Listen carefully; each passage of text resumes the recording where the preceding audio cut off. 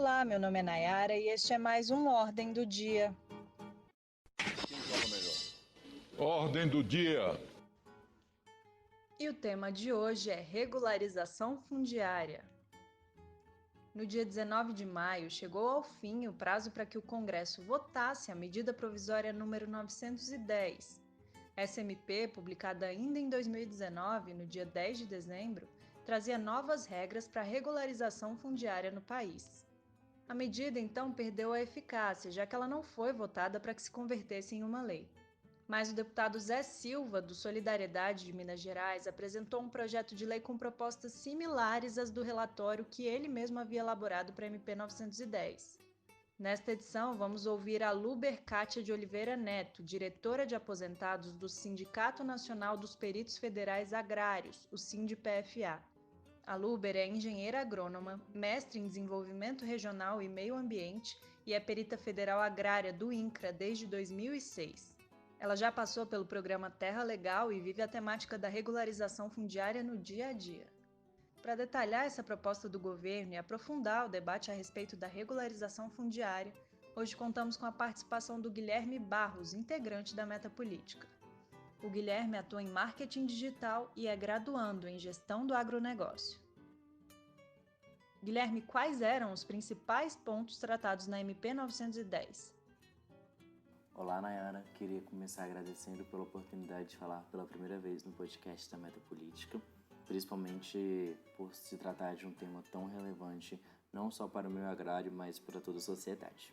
Essa MP, Nayara, como você bem mencionou, tratava da regularização fundiária das ocupações incidentes em terras situadas em áreas da União. Para isso, ela previa alterações na Lei 11.952 de 2009, que tem o mesmo objeto, mas refere-se especificamente a territórios localizados na Amazônia Legal. A Amazônia Legal, para quem não conhece, só para deixar claro aqui, é uma área de mais de 5 milhões de quilômetros quadrados que ocupa cerca de 61% do território brasileiro. Vale ressaltar que essa é uma designação conceitual socioeconômica a fim de consolidar o plano de valorização econômica da Amazônia, e não corresponde só às características naturais da área. A alteração da Lei 11.952, prevista na MP 910, retira as referências às áreas da Amazônia Legal pertencentes à União e inclui terras situadas no Instituto Nacional de Colonização e Reforma Agrária, o INCRA. O ponto mais sensível na era dessa medida provisória é que ela ampliava as possibilidades de que a regularização fosse feita por autodeclaração e sem vistoria. Antes, isso valia para lotes de até 4 módulos fiscais. Estava restrito ao território da Amazônia Legal e exigia vistoria, ponto super importante de ressaltar. Com a medida, a regularização passaria a valer para grandes terras com até 15 módulos fiscais em todo o país. Módulo fiscal, Nayara, para deixar claro aqui para todo mundo, é uma unidade de medida territorial cuja a dimensão varia em função do município onde se localiza a terra, e esse valor é fixado em uma tabela do INCRA. Além disso, a medida provisória também estendia a data máxima da ocupação para que houvesse direito à regularização de julho de 2008 para maio de 2014, ou seja, antes, a 11.952 de 2009 previa que, para ser regularizada, a pessoa tinha que ter ocupado a terra até julho de 2008. A nova MP, que vinha revogando isso, passava essa data para maio de 2014. Essa matéria chegou a entrar na pauta de votação da Câmara, mas não foi votada por falta de acordo. Fale um pouco mais sobre as discussões levantadas por essa MP. Isso mesmo, Nayara. A análise da MP até chegou a ser incluída no dia 12 de maio na pauta da sessão lá na Câmara dos Deputados, mas houve muita resistência em votar a matéria por parte da oposição. Até por uma certa influência dos críticos da sociedade civil, sobretudo os ambientalistas. Neste meio da oposição, no meio dos ambientalistas, a medida ficou popularmente conhecida como MP da grilagem, isso porque ela abriria brechas na legislação atual e facilitaria ainda mais a grilagem no Brasil, ao dispensar a exigência de vistorias técnicas prévias para testar a posse da terra, por exemplo. Para exemplificar aqui a visão dos representantes da oposição no Congresso, eu tomo até um exemplo, a declaração do senador Fabiano Contarato, da Rede Sustentabilidade, reproduzida pela Agência de Notícias do Senado. Para o senador, o adiamento da votação prevista para dia 12 de maio ocorreu devido à pressão da sociedade civil e da oposição. O senador declarou: "Não podemos flexibilizar as regras, mas sim, ao contrário disso, trabalhar para que as punições da lei sejam realmente aplicadas. Não tem acordo em torno de favorecer a grilagem e a anistia aos desmatadores." Os defensores da medida, fazendo um contraponto, à oposição, alegam que a aprovação haveria maior segurança jurídica, redução da grilagem de terras e combate ao desmatamento. Para ilustrar, eu cito como exemplo o posicionamento do ex-deputado do PSD, Raymond Stefanes, que foi ministro da Agricultura durante o governo Lula e Dilma, e em um artigo publicado no Estadão, Stefanes defende que a medida iria modernizar o processo de titulação ao unificar e otimizar a legislação para as terras rurais do INCRA. Segundo ele, a regularização fundiária promove fiscalização, monitoramento e responsabilização ambiental pelo Estado e proporciona segurança jurídica, além também de fazer inclusão social a seus ocupantes. Essa visão, portanto, é totalmente contrária ao discurso dos críticos que acreditam que a proposta resulta em insegurança jurídica, indução à grilagem de terras e um aumento exponencial nos casos de desmatamento. Vale mencionar também o desfecho da tentativa de votação da MP 910 na Câmara no dia 12 de maio. Em meio a embate entre ambientalistas e ruralistas, o líder do MDB, o Baleia Rossi, sugeriu que a MP saísse de pauta e voltasse como um projeto de lei na semana seguinte. E o presidente da Câmara, o Rodrigo Maia, do DEM, acatou a proposta do deputado Baleia Rossi. E apenas 2 dias depois, o deputado José Silva apresentou um projeto de lei no mesmo sentido, o PL 2633. Em uma nota técnica enviada ao Congresso, a Procuradoria Federal dos Direitos do Cidadão, órgão do Ministério Público Federal, aponta que o projeto mantém as irregularidades da MP 910. Segundo o documento, apesar de ter havido alterações no texto, o cerne do projeto possui os mesmos vícios anteriormente constatados. Guilherme, quais são suas considerações sobre o PL 2633? Nayara, em primeiro lugar, considerando a Resolução 14 de 2020 da Câmara, as votações que ocorrem agora devem ser prioritariamente as que prevejam medidas de controle da pandemia do coronavírus, Além disso, o sistema de deliberação remota acelera a tramitação das propostas, o que é um ponto positivo, mas há também um ponto negativo sobre isso, Há um contraponto que é a restrição de tempo para uma discussão mais ampla sobre os temas que são colocados em pauta. Mas, dada a importância desse assunto, que é a regularização fundiária, recentemente eu escrevi um artigo para o blog da Metapolítica tratando justamente desse projeto. Uma das questões problemáticas que eu aponto lá é da regularização por autodeclaração, como consta da nota que você citou do MPF. Na contramão da lógica da autodeclaração, muitos juristas e críticos da proposta defendem que a forma mais eficiente de combater a grilagem de terra seria por meio de vistorias técnicas prévias e também pela manutenção da exigência de assinaturas confrontantes, prevista na Lei 6.015 de 1973, e que o PL pretende dispensar. Uma das propostas do PL do deputado Zé Silva é justamente dispensar a questão de assinaturas confrontantes. No texto que publiquei no blog da Metapolítica, eu destaco alguns pontos que eu considero muito positivos na proposta. Cabe citar aqui, um deles é justamente a questão de modernização e aprimoramento tecnológico do INCRA, que hoje atua com um número extremamente baixo de funcionários. Nota pública, os servidores do INCRA defendem o máximo de uso tecnológico, inclusive de sensoriamento remoto e cruzamento de dados entre o diversos sistemas de informação dos órgãos públicos, como ferramenta de análise dos pedidos de regularização fundiária. Neste mesmo texto, os servidores do INCRA frisam que isso não substitui a necessidade de vistorias prévias que muitas vezes se mostram imprescindíveis para a verificação do cumprimento de cláusulas que constam no próprio instrumento de titulação. É válido lembrar também que em um dos pontos da justificativa do PL, o deputado José Silva destaca que nos anos 90 tinha quase 10 mil servidores e 5 atribuições. Hoje vive uma realidade de escassez de recurso e número reduzido de servidores, cerca de 30%. Com isso, entende-se que o problema provavelmente não diz respeito à legislação vigente, mas ao sucateamento do INCRA e à falta de modernização das carreiras que cuidam da regularização de terras pelo abandono do Estado, né? Além disso, muitas das medidas previstas no projeto já existem em leis com o mesmo tema.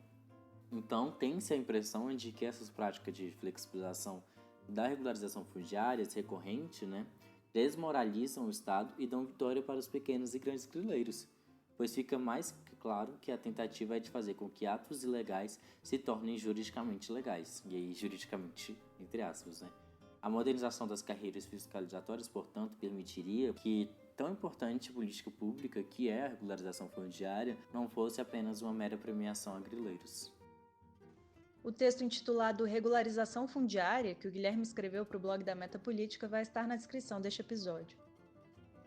O SINDPFA, Sindicato Nacional dos Peritos Federais Agrários, assinou uma nota pública produzida por servidores do INCRA manifestando preocupações e divergências em relação à MP 910, cujo objeto se repete agora no PL 2633. No documento, o INCRA destaca que o público que busca regularização está longe de ser o de pequenos poceiros, pois muitos destes já possuem amparo e vantagens legais. Luber, sobre esse trecho, quais são as fragilidades do sistema de regularização por meio da autodeclaração conforme previsto no PL 2633? A principal fragilidade do PL 2633 é não dar a profundidade necessária para a resolução do problema. Regularização fundiária não começa nem termina na emissão de títulos. Antes, precisamos tratar a destinação de terras como um todo, seja para a área de conservação, seja para populações tradicionais, incluindo aí os indígenas e os quilombolas, seja para a reforma agrária e também para os ocupantes das demais áreas. Se não tratarmos estas questões conjuntamente, incorreremos no mesmo erro histórico. Não podemos esquecer que o título expedido nada mais é do que um contrato que fazem entre si a união e o outorgado, com cláusulas resolutivas que, se não forem cumpridas, tornam o título nulo de pleno direito. Por outro lado, é necessário muito cuidado com todas as informações, pois é impensável a destinação da mesma área para pessoas ou serviços diferentes. Por tudo isso, precisamos de uma instituição agrária forte, com profissionais capacitados, que possam conduzir um cadastro multifinalitário e geoespacializado e que consiga atender de forma eficiente e eficaz ao Estado e à sociedade. Você acredita que modernizar carreiras e fazer melhorias em organismos ligados à regularização fundiária, sobretudo a fiscalização, ajudariam a minimizar problemas como a grilagem? Essas mudanças seriam suficientes ou são necessárias mudanças e atualizações na legislação atual? A melhor forma de inibir a grilagem é a destinação legítima, legal e transparente. Uma área regular, aquela titulada, registrada e cumprindo as cláusulas contidas no contrato, não deixa espaço para essa prática nefasta. Após isto, necessário se faz a fiscalização do cumprimento da função social da terra. E com todo o aparato tecnológico oferecido hoje, é mais barato e mais inteligente que tenhamos um órgão e profissionais atualizados para lidar com a questão. Por isso tudo, pedimos sempre a modernização das nossas carreiras, a melhoria de todo o aparato tecnológico do INCRA para que a gente possa oferecer um serviço digno para a sociedade. A nota assinada pelo SINDPFA cita também o risco do aumento do desmatamento no país. Como a grilagem de terra se relaciona com o desmatamento e a degradação ambiental? Na medida em que não resolvemos o problema regularização fundiária em sua cerne, será necessária a mudança na data de ocupação todas as vezes que alterarmos a legislação que trata do assunto. Esta é, sim, uma forma de incitar a ocupação de áreas que ainda preservam a vegetação amazônica, sejam elas de interesse de populações tradicionais ou que poderiam ser destinadas à conservação do meio ambiente. Mais uma vez, alertamos para o fato de que, se destinarmos corretamente as áreas, passaremos a fiscalizar e aplicar o rigor da lei, mas o Estado precisa fazer sua parte antes de cobrar do cidadão. Em meio a tantas discussões sobre as questões agrárias, o SINDPFA iria promover no dia 8 de junho a primeira edição do projeto do seminário online Diálogos Agrários, para debater assuntos de interesse nacional. Mas, de acordo com o que o sindicato noticiou, o INCRA impediu a participação de 2 servidores no evento. O que aconteceu? Como o SINDPFA se posiciona a respeito disso? Há pouco tempo, o INCRA foi reestruturado, resultando na extinção de sua diretoria, que, dentre outras competências, tratava da obtenção de terras para a reforma agrária. Com a realocação dos colegas para outros setores da instituição, ficou claro que precisamos discutir os serviços oferecidos por nossa instituição, não apenas entre nós, mas com a sociedade também. Daí a ideia de promovermos seminários virtuais onde técnicos de determinada área falariam sobre o produto oferecido, suas oportunidades e ameaças. Infelizmente, os colegas que se dispuseram a partilhar seu conhecimento na área de regularização fundiária não foram liberados pelo INCRA a participarem do projeto Diálogos Agrários. Lamentamos muito o ocorrido e esperamos que tenha sido algo isolado e que possamos contar com o apoio institucional. O Sindicato dos Peritos Federais Agrários, SINDPFA, acredita que ao promover ações de capacitação e compartilhamento de conhecimento, está no rigoroso cumprimento de sua missão institucional e colabora com o INCRA, numa de suas deficiências mais patentes, e por isso deveria receber o prestígio do órgão. Destacamos que isso não será impedimento para o nosso projeto. Estamos empenhados em colocá-lo em prática. Por se tratar de uma medida provisória, as condições para regularização previstas na MP 910 começaram a valer na data de sua publicação, 10 de dezembro. Por isso, já era possível solicitar a regularização naqueles termos, mas como a MP não foi aprovada, quem pediu a regularização não deve obter o título. Esse foi mais um Ordem do Dia. Se você gostou deste episódio, compartilhe e continue acompanhando o nosso conteúdo. Envie suas dúvidas e sugestões em nossas páginas nas redes sociais. No Instagram, no Twitter e no Facebook, o endereço é MetaPolíticaBR. Guilherme Luber, muito obrigada pela participação. A você, obrigada pela audiência e até a próxima.